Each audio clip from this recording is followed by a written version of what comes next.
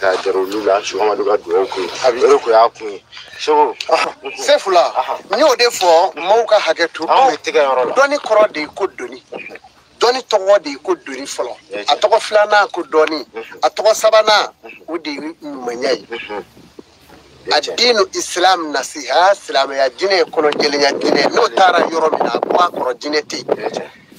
ni ma munun dow be ya utemen do ko olu yere be mali kono ya ko lu ye ala deli ka Sheikh Amadu ye ko lu ma deli ko ye olu mako bala me ko kuma na ayera ko te ko telephone inte soro ko yera te telephone zoro fara donc ko olu kele ka yiku tise ka tebe anu ko tise ka tebe ay garanga dugo ke anyo dugo de ke o kuma na alla me baw na ngadu baw abi haketu o yoro la bara me ko mi ngono ya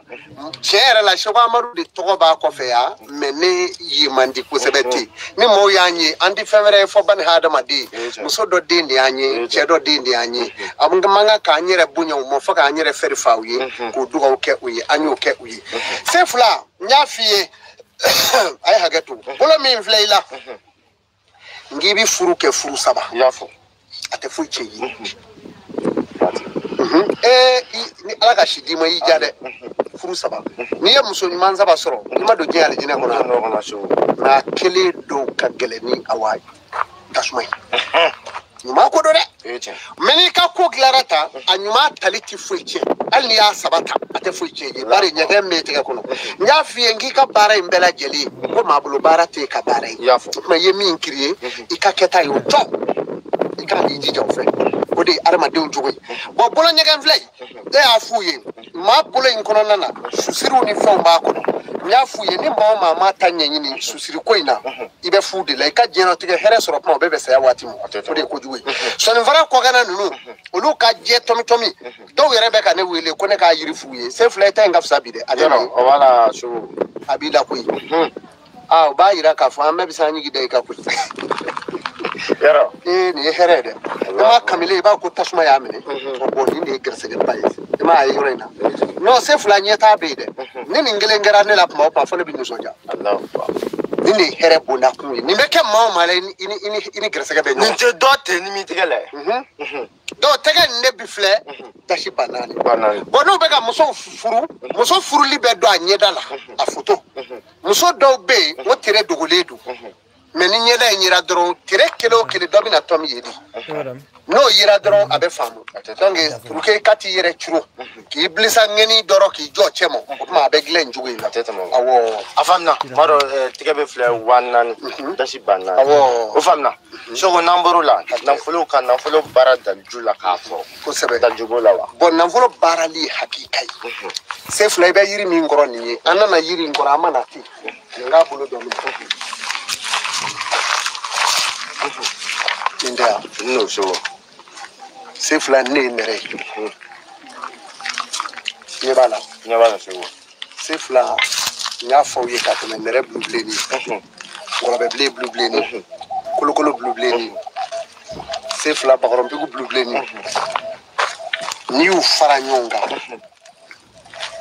a hayen ando te kana ta bigu ta ku sini ku ke yero kera muri so go me ko do ga ngalo to do do ko mi me kala ni ndaka tele de ni ni hayen nge no dron ki ku pew ko nyale anga to bunoro ana ngano bawo bise jala no hinana na obedo dia ama adubi no o kera ka bai kasege bana na volo del julama o de wuli bali na volo o soro haga di o foite na volo glani to babuni ka manjinte ote jine tese kana na e koi ai o te ai o bla ka vo jine be na na e tai chila ai sabali o te na na e de anyo woda ogiri parce que no woda do be na mu giri ne bi duga oke ma mu no ko su ke kam muri are jashi ne bulu jaledo yi frati dro ibe la gusi so me hakika e minye we tie anga mali dembunu ne munu bunu be ba ko fe anlabe ma ka hagato lu be je ko nu ye Sheikh Amadu nu ana oni doni ba kunda ngenye ebe sa monero yule bale parce que ne ta sa ya bo ko fe wala ma ta sigi tew ala ya nya yoro di ka chen yoro ji da dala pmamu meni e fogali chika do ki yere do isato do wala nya fo doni ba nya fo ma be doni e wuli balidi doni nyuma na juma o de kama ne be vogalu gardia ngala nkulo ere ka vogali na fe na nje dron ba ka vogali be ni ani ya nyina ami soro ka ane fi adako parce que juma sraka ne ala ka no doni ma je ma fa mani ala ngato ala ko se fula ni ne na folo yiri de na ma koro na bi fo dere bon ni nye ndaga do ye bi ke fe ya me da mo de ko do mun ndara don la emi madala écoutez ala ka ne senere mo ya se fula ko fe nyebe nyabala ni ndere dedi se fula ni mana gla bi formo ko ndere to no sabade bi boyla mere mugu bi boala mere kolo bi boala bi ke sumalay afara ere no jenna bi ke sege mugu yame se fula ni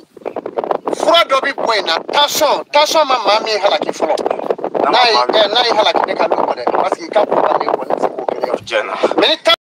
halaki fa fura tason de bela tason mi yele mi jigi ni ya daga doni fena pew ay ena tinyo anyebli ila fiali o de be gladi family ni le bari nyebe ndara la ni ndara jenina nere sabuguri asabuguri ni na ni jo na jigira ni ye gu ite ka nyana maya ke ni osi funu bi bola osi be ke so ne mo kan gi frati amba yiri mi ngorota ta so fura de be boy afara korono bana gele mamba ni fara iba fara nyini doron ya be iba fara nyini doron ka lemuru kumuni tiga ko bla ka tobi ka mo ibi to ka o ni ye mi nyoro ino la kadi shwa madu Allah mo damo ala kamo ay na yambe nyebe na o ni c'est là ni yiri tolo de ya nyebe na c'est là mamu mbe no bi pasate de do be pasa dati bo shila ba fo ma ko pasani nyebe na voilà nyebala c'est là ibeta ni nebo ka tobi ka mo ka jiji de mo ka mi ka kunai c'est là no kera c'est fini we de mi bunya fo ka ke nerebete Allah o de frère ni kana kurishi to ala de no fradi kuma na nyata to la bi fo ne ma ko tori sigila ni ya gbeshini ndege sa de kare o kuma na c'est là nyu di mo alakamo ni me de bo nere sungili na o kuma bonida do be o ba fo ko koloble ni nana ibe ni jo korofe abe dabine korona va fe iba fo to bisimila fuka kono solo blengulu solo digi ka madogo solo wuli ka tidu ne ko ala ne ko akira bisimila fuka kono solo blengulu solo digi ka madogo solo wuli ka kana dogo ne ko ala ne ko akira bisimila fuka kono solo blengulu solo digi ka madogo solo wuli ka kana dogo ne ko ala ne ko akira to ibe soro ka faraga ni ya faraga bonida kono be boni mino ni ya faraga ka soro ka ta tobi ka mo amole ibe soro ka ke ka kolo bonida choingu ni ala sona ni dande saya ka mo ala fe ina go bonida ro no ju mo ala ka mo se fula ko meta se o duba nya duba sala na ro ko ni na kubara duba sala da ka ko ne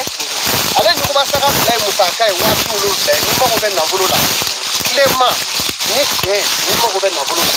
ngani era magotala o akoy no be dupasa mo be ka barake ne o de forsa mami nana sisa kana manji india mobli kura min to lefte ko fe nugo ba saka tigi no de do ko ale hereso ona hereso ay warda ka kada dum ala kama o jaranye ne kunda do ne bo be soraro da million duru ko da mobli ka ko dia a hinana gerebu lai no de ni ala fo se fula mega na yiri mi ngoro ada tunduru abi fo ne ma kondomi se fula yiri gele manye Allah Allah la ilaha Allah la ilaha